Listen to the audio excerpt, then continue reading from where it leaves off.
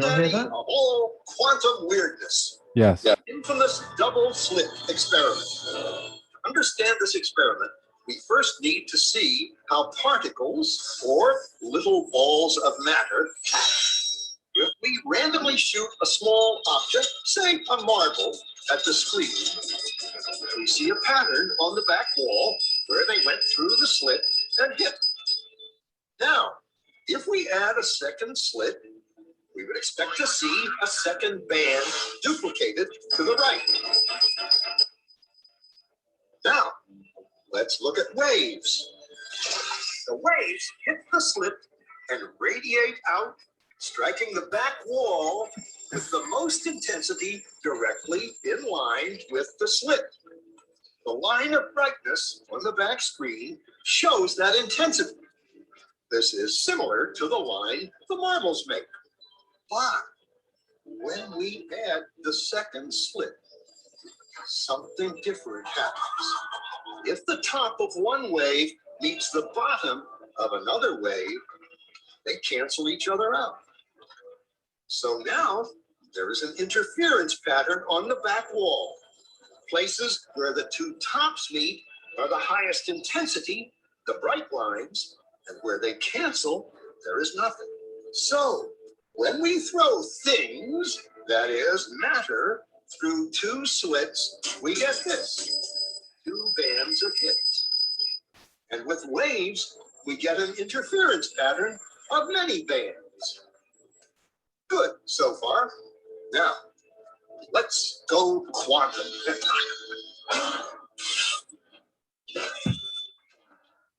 An electron is a tiny, tiny bit of matter, like a tiny marble. Let's fire a stream through one slit.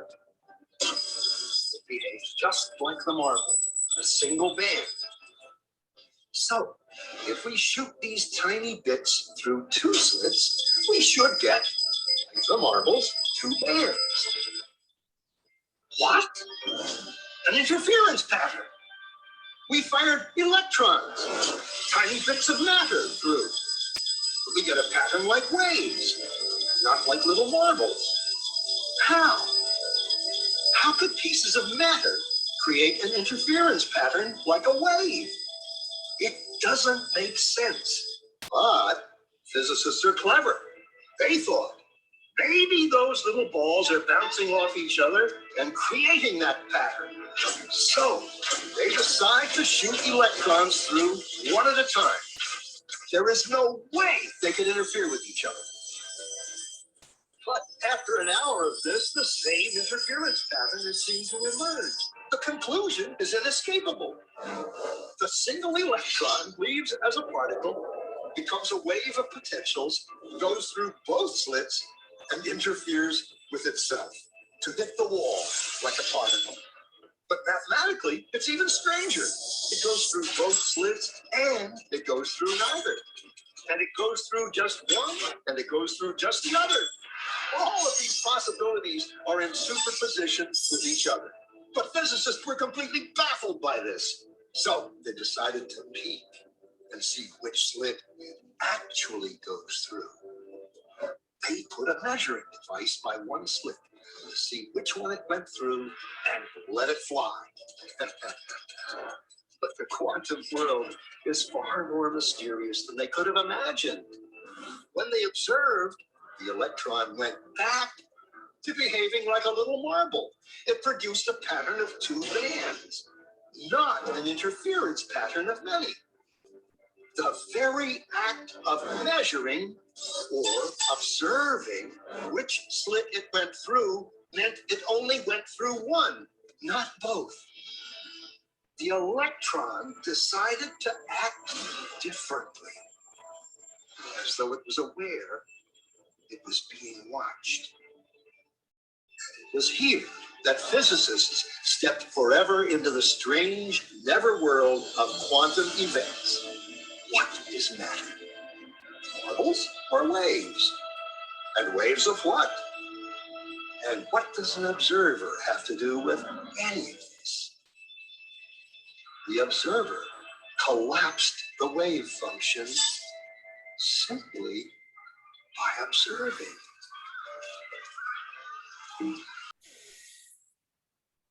So this is part 6 of our 6-part series. This is the finale, the manifestation, the part we've all been waiting for, right? The manifestation of our goals. Like, we've been doing all this work, and now, hopefully, everything's going to fall into place. I'm just gonna I'm gonna record this so we can put it on YouTube. So just for privacy's sake, I'd like ask everyone to mute up and save your questions for the end as well, so we can just put the presentation as itself onto YouTube for other people to watch.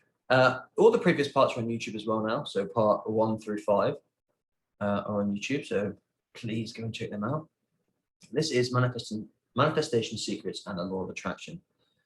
Of course, this is a very, very broad subject, and to fit it all into a presentation like this was actually a very tricky task. So there's obviously parts that are missing, and there's obviously, I'd like to hear other people's opinions and their perspectives on things as well. We go into it in quite a elementary way at first, explaining things, because we've got people here from all different kind of levels of knowledge and experience with this, so we're starting from scratch as much as we can to help people explain it. And that's why we watched that video as well about the double slit experiment, so we can have a better understanding of the nature of reality and how we can use that for our benefit. Energy is everything. To understand manifestation and the law of attraction, we must first gain an understanding on how the universe operates. As we just watched in the video of the double slit experiment, the smallest units of matter in the universe are in fact not solid in their natural state, but to actually act like a wave, i.e. energy. The wave of energy is only collapsed into what we call matter when it is observed by a conscious observer, which is a very weird idea if it's the first time we've ever heard.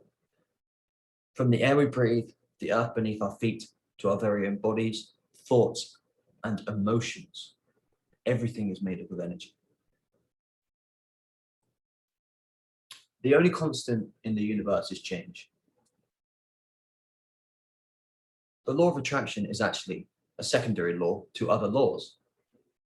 These primary laws include the law of vibration and the law of perpetual transmutation of energy. The law of vibration says that everything is in a constant state of vibration, and nothing is solid and nothing rests. The law of perpetual transmutation of energy says that the energy of the universe is always moving and transmuting into and out of forms. Energy is always in a state of motion. It will take one form, then move to another form, but it is always in motion and never standing still. The law of attraction. In simple terms, the law of attraction says that whatever you focus on in life, you will attract more to you. Your focus, otherwise known as your attention or awareness, is the only true currency that we have as human beings. That's why we spend time and pay attention. Those are the only currencies we have, is our time and attention. This is what we're talking about when we were talking about they a minute ago. They want our attention. That's why the whole thing's a show. It's all a big drama to keep our attention there, so we don't put our attention where we need to. As stated in the previous slide, everything is energy. So where you put your attention is where you put your energy. Where focus goes, energy flows. Whatever you're giving your energy to in life, you will attract more of. That area of your life will expand and grow. Even if it's fear, even if it's confusion or chaos, those things will grow. Like attracts like. The law of attraction does not only work from what you put your attention on, though. It's much deeper than that. It works by bringing situations, events, and people into your life that you are matched up with energetically, that you are in alignment with, to experience as a milestone on your life path. Fear begets fear. Abundance begets abundance. Like attracts like. Your thoughts, feelings, and actions are what truly sets up the law of attraction. For the law of attraction to work for you, these must be in alignment. If our thoughts, feelings, and actions are in chaos or confusion, there will be chaos and confusion in our lives. Now I'm going to share with you the best ways in which I know to put this magical law to use. Please remember though, I'm only sharing from my own knowledge and experience of what has worked for me. These are things I've learned over the years and applied and worked out what has worked out best for me. Going from grafting 6 days a week, most weeks doing that and doing construction type work, to manifesting my desires of working a few hours a week and making more money now in a day than I did in the week before, and being able to spend quality time with my wife and travel around the world without fear. Anything is possible. Unless, I guess if you're like 3 foot tall, you're probably not going to be in the NBA, but within means, anything is possible. Manifestation part 1, intention setting. Intention setting is all about accepting what is possible for you, accepting that it is possible for you to have what it is you want. For us to manifest the life that we desire, we need to know what we want to a start, because if there's confusion, if you don't know where you're going, then you may well end up nowhere. A ship without a rudder may not end up anywhere good. Visualization and affirmations are great tools for influencing your subconscious mind and changing your belief systems, but these things alone will actually block manifestation. If you already had the thing you wanted, you wouldn't have to visualize it or keep saying it to keep it manifest. If you had a Ferrari, just for an example, if you had a Ferrari on the driveway, you wouldn't have to keep visualizing it and affirming it, I have a Ferrari, I have a Ferrari, I have a Ferrari, to keep it manifest on the driveway. You simply just know, there's a knowingness that when you walk out your door, it's there on the driveway for you. You accept it. You have accepted that that is your reality. So, the way to set intention is, you don't have to say this all the time. You can just say this once. You don't even have to say it out loud. You can say it once in the morning before meditation. You can say it once at night. You can say it once a week. You can just say it when you set the intention, when you write the goals down. I am accepting it is possible for me to, and whatever your intention is. So you're not, this isn't an affirmation like, I'm so happy and grateful now that I have my dream job. Because you're lying, you're like trying to lie to yourself about that. I'm so happy and grateful now I have my dream job. Like great to influence the subconscious mind, but that's just the beginning. That's not gonna help the manifestation along the way. It's going to block it eventually. Great for changing those belief systems and influencing the subconscious mind. But at some point, you need to get to the point where you can accept it as a reality that is out there. So if you'd like to do this, say it out loud or say it in your head, whatever your acceptance is right now, whatever you desire, whatever your goal is, your main thing that you're trying to do, say this with me now, that I'm accepting it is possible for me to make £1 million this year, whatever it is, six figures this year, to find the love of my life. I am accepting it is possible for me to do this. Write and speak your desires in this way, and then let the intention go. Notice how you feel when you say this. There's no pressure. There's no effort. It becomes effortless. It feels like a release. You're noticing your humility. You're humbling yourself. You're accepting that it is possible. Because anything is possible in the universe, but it's just the limits that we put on the universe that stops those things from becoming true. manifestation part 2, thought control. We must keep our thoughts in alignment towards our desire without any conflicting thoughts, blocking the flow of energy, i.e. doubts, worries, which manifest when we doubt and we worry. That is a thought cycle which manifests in our body as anxiety, and these stem from fear. So how do we do this? How do we control our thoughts? Denial and affirmation. When we have a conflicting thought rise up in our mind, for example, I'm not sure if I'm going to be able to pay all the bills this month. Say you've just started a new business, you quit your job and you're working from home and you're thinking, wow, I'm not sure if I'm going to be able to pay all the bills this month. Oh no. We deny this thought by bringing our attention to it and calling it an error thought. So you notice that thought comes up, oh, I'm not sure if I'm going to be able to pay the bills. Oh no, the bill just turns up, oh, that's more than I thought it was going to be. I'm not sure if I'm going to be able to, error thought. Get it out of your head. You deny the thought. This breaks the thought pattern. And then we affirm the desire with the positive intention, the opposite. For example, I am accepting it is possible for me to have the money to pay all the bills this month and more so. Always add that at the end, and more so, or something better. So I am accepting it is possible for me to have the money to pay all the bills this month and or something better. Then let the thought go. Just let it go. And then carry on moving. It's not possible to control every thought you think, of course, but it is possible to be aware of those conflicting thoughts that go against our desires, those negative thoughts that come up. Maybe those thoughts are coming up for a reason and that needs attention. That actual area of life needs attention. It needs your action to help fix it, to bring order to that chaos going on. But that thought can come up. You want to error thought it and affirm it with the positive intention, the reverse, to keep the force, the energy in alignment with the desire, to keep the energy flowing. Manifestation part 3, emotional control. We must also keep our feelings in alignment towards our desires.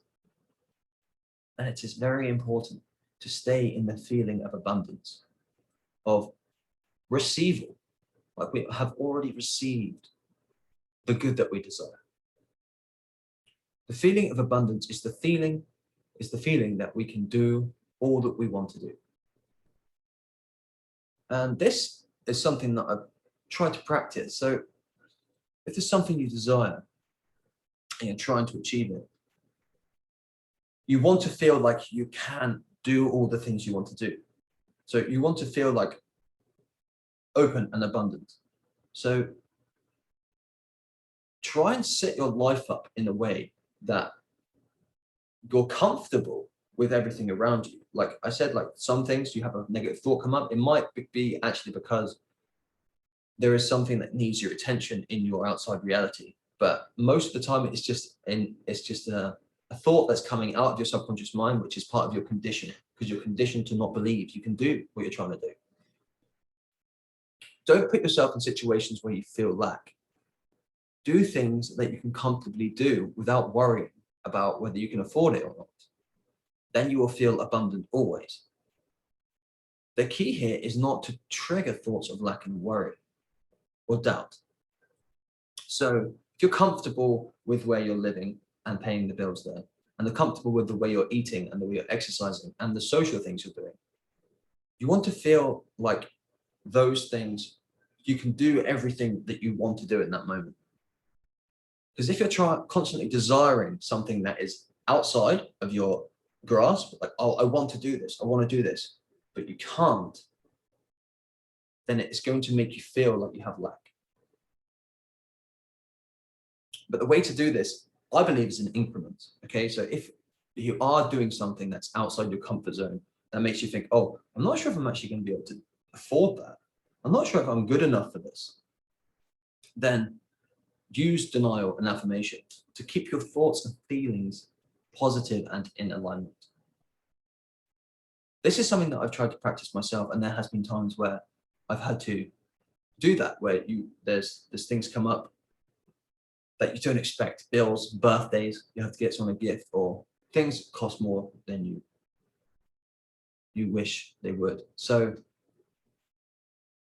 you want to keep yourself feeling comfortable and in abundance. So you're in the state of being able to do everything that you already want to do.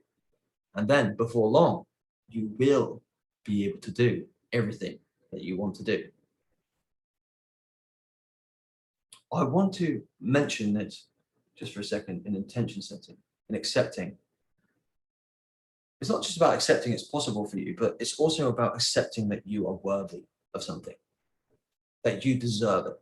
And when you say you're accepting it's possible for me, that's what you mean. That's what you're saying. You're saying, I am worthy of this. Because quite often the desires that we want are just on the outside of our own self-worth. That's why we fear to get them, and that's why we don't get them. So a great thing to try and practice is changing the perspective of how you see that desire. So if there's something that you desire, but it feels like you want to do it, but you don't really believe you do it because your own self-worth isn't at that point, because you perceive that thing as great. If you talk to us like someone who's done great things, a very successful person, they don't see what they've done as great. You may see that, oh, this is amazing what you've done. I can't believe you sold this many books. I can't believe you had this many subscribers on your YouTube channel. I can't believe you made this much money. You say, oh, it's just something I did. It's not that amazing.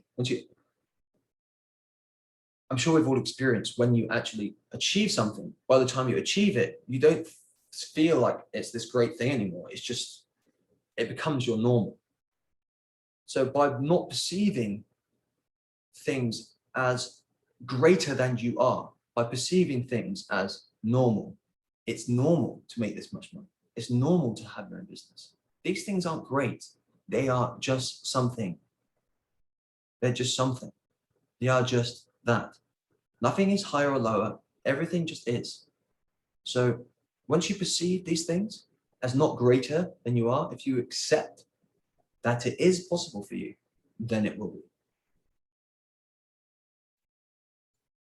Manifestation part 4, aligned action. There is no such thing as an armchair manifester. You can sit there and visualize all you want, but without taking any action, without walking the path towards what you want, nothing's going to happen. For you to meet with your desires out there in reality, you must walk the path towards your goals. When you set your intention for your desires, you have created the potential of that desire in the field. Out there in the universe is the potential of your desire. The reality of that desire already exists, and all we have to do is move towards it. By doing our best and walking towards our intention with aligned thoughts and feelings, we will allow the energy to flow into our life in the most efficient way, bringing about our manifestation in the fastest way.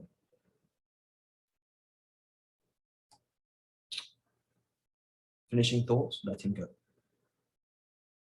Let go of the outcome and let go of worry and doubt. Worrying, doubting is a thought pattern.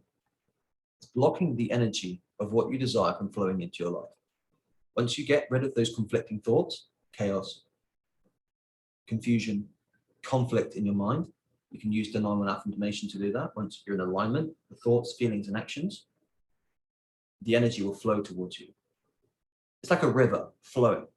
And if it's got lots of rocks in there, blocking the energy from flowing, the water's not going to flow very fast. If you can take all that out, so this river's in alignment, it's smooth, the water's going to flow the fastest and most efficient way it possibly can.